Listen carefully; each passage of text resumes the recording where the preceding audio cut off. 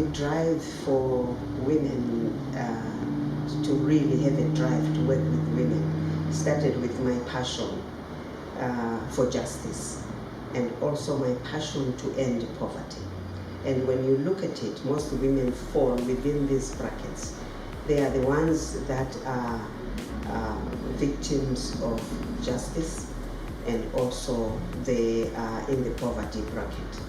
So you cannot have the passion to end poverty without really having passion to work with the women, because they are the ones that are the poorest of the poor.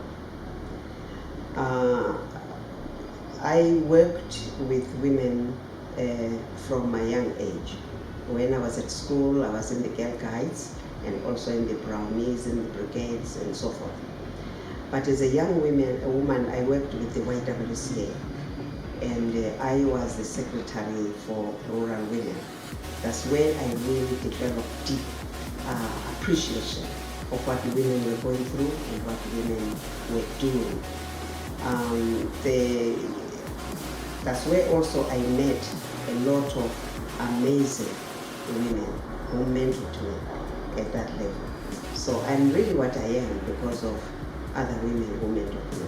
This is why I think working with young women is very important, so that those women that have got experience, that have got the information, and they've lived it all, need to really hold hands of the young women that are coming behind us. In my leadership, I've discovered that you shouldn't just work with women alone. If you categorize women and work with them alone, you will be missing a whole lot of things that impact on them, and therefore you will not be helping them totally. It's important to separate women so that they find their space and articulate what they are going through, articulate their strength, articulate who they are. But having done that, it is very important to make sure that you romp in the family, you romp in the community, you romp in the nation within which women operate.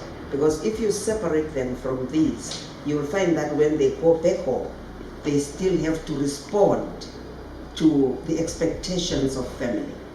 And I have watched women, professional women, whose families are not emancipated. They will get home from work, they'll put their handbag and their briefcase, and then from there go straight to the kitchen to try and figure out what the family will eat. Figure out if there are visitors, where these visitors will put up overnight. The women are multitasked. Women are at the center of all this. They're at the center, as I said, of community. They're also at the center of the informal sector. They are at the center of the SMEs.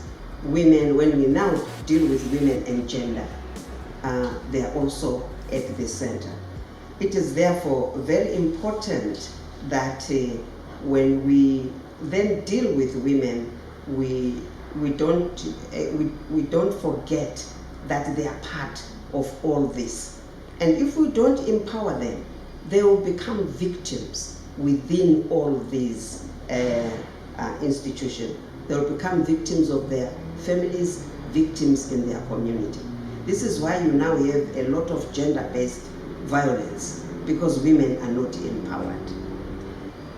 Also in business, we are working very closely with young women. A lot of young women are coming up to take space in business. And what is good about young women is that a lot of them are creating their own products, especially in cosmetics. Some of them have got their event management sites. They have got their own drinks. And women usually make products that they know they will use first in their homes before they distribute to the public. And we are also cognizant that the digital economy is moving on and is taking space in the economic arena. So we are encouraging women to enter into the digital economy. And I have been nominated about 11 times for the African Leadership Hunger Prize. So I have had quite a few accolades.